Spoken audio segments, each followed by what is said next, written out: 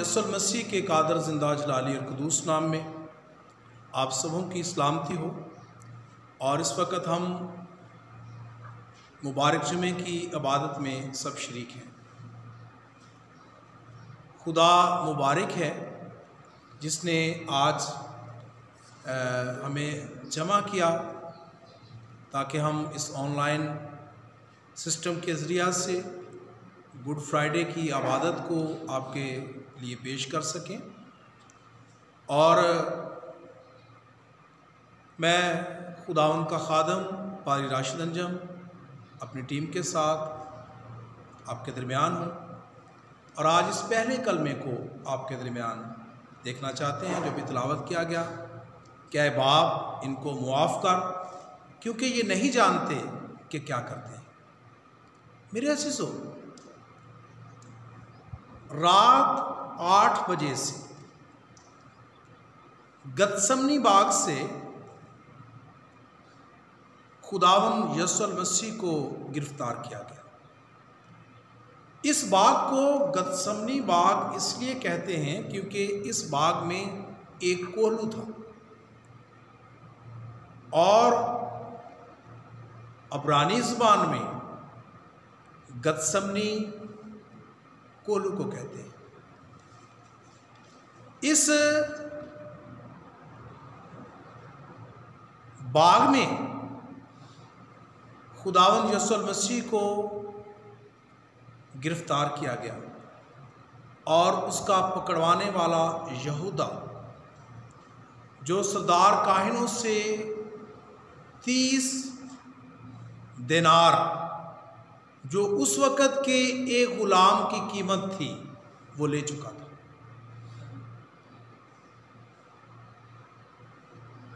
और उसने खुदावंद यसुल मसीह को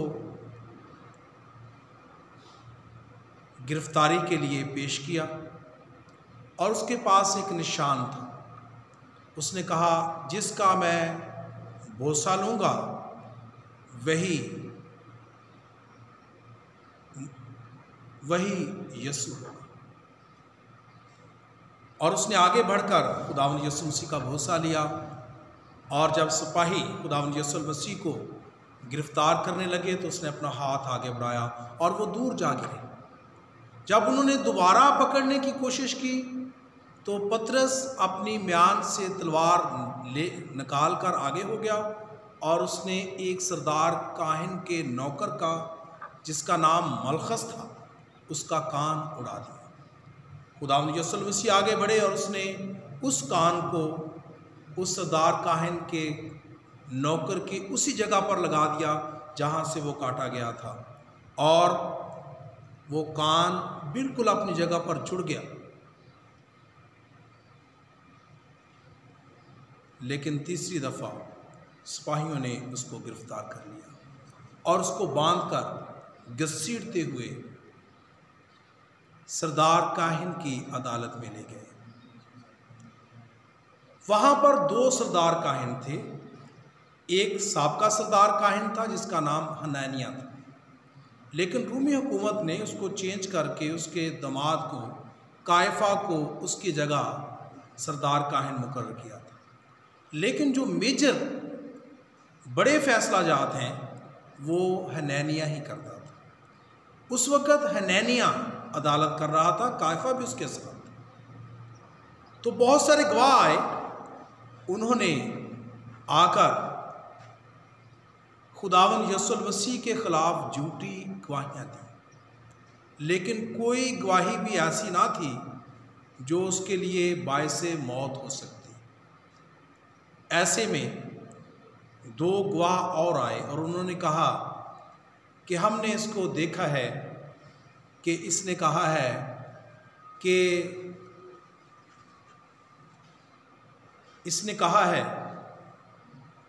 कि अगर तुम हैकल को ढा दो तो मैं 3 दिन को इसको फिर बना दूंगा। और ये अपने आप को खुदा का बेटा कहता है। सरदार काहिन ने पूछा, क्या तू खुदा का बेटा है? खुदावंद यसुल मसीह ने कहा, तूने खुद कह दिया।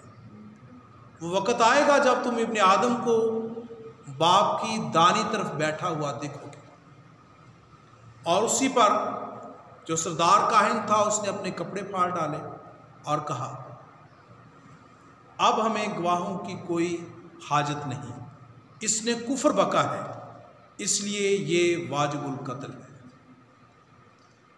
میرے عزیزوں، غور کریں اس بات پر۔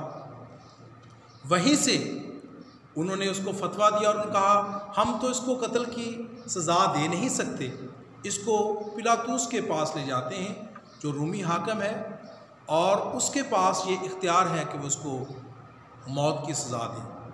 لیکن یہ جو ان کے پاس جرم تھا یہ شریعتی لحاظ سے تو بہت بڑا جرم تھا، لیکن ویسے یہ کوئی بڑا جرم نہیں تھا، یہ قتل کے لائق نہیں تھا، اس لیے انہوں نے یہ جرم اس پر کیا کہ یہ شخص اپنے آپ کو کیسر کی جگہ بادشاہ بنانا چاہتا ہے، یہ اپنے آپ کو اس علاقے کا بادشاہ بنانا چاہتا ہے، اور ہم نے خود سنا ہے۔ تو عدالت جو ہے وہ کیسر کے پاس چلی گئی۔ کیسر اس شخص کی عدالت کرنا نہیں چاہتا تھا، کیسر اس کے لیے کوئی سزا منتخب نہیں کرنا چاہتا، اس لیے اس نے جب کیسر اس کو پتہ چلا پلاطوس کو کہ یہ گلیلی ہے تو اس نے کہا ہیرودیس آیا ہوا ہے، اس کو بھی وہاں بھیج دو۔ اور جب اس کو وہاں بھیجا گیا تو ہیرودیس نے کہا یہ سزا دینا پلاطوس کا کام ہے، میرا کام نہیں۔ وہ پھر واپس اس کو لے آئے۔ اس نے پھر یسوع کے لیے چاہا کہ وہ اس کو سزا نہ دے، تو اس نے کہا میں اس کو پٹوا کر چھوڑ دیتا ہوں۔ تو خداوند یسوع مسیح کو 1 کم 40 کوڑے مارے گئے اور اس کی توہین کی گئی۔ جب پھر واپس آئے تو انہوں نے کہا کہ اس کو صلیب دو۔ اس نے کہا میں عید فصح پر تمہارے لیے ایک آدمی کو چھوڑتا ہوں، اس لیے جو اس وقت کا مشہور زمانہ ڈاکو تھا برابا، اس کو لایا گیا، اور اس کو جب لایا گیا تو اس کو سامنے پیش کیا گیا، تو اس نے کہا میں تمہارے لیے کس کو چھوڑ دوں، برابا کو یا یسوع کو؟ انہوں نے کہا برابا کو چھوڑ دو لیکن یسوع کو صلیب دو۔ اس بار اس نے ایک حکم نامہ لکھ دیا اور خداوند یسوع المسیح کو اپنی بھاری صلیب اٹھا کر کلوری کی جگہ، کلوری کی طرف، گلگتہ کی طرف جانا پڑا، اور وہاں پر جا کر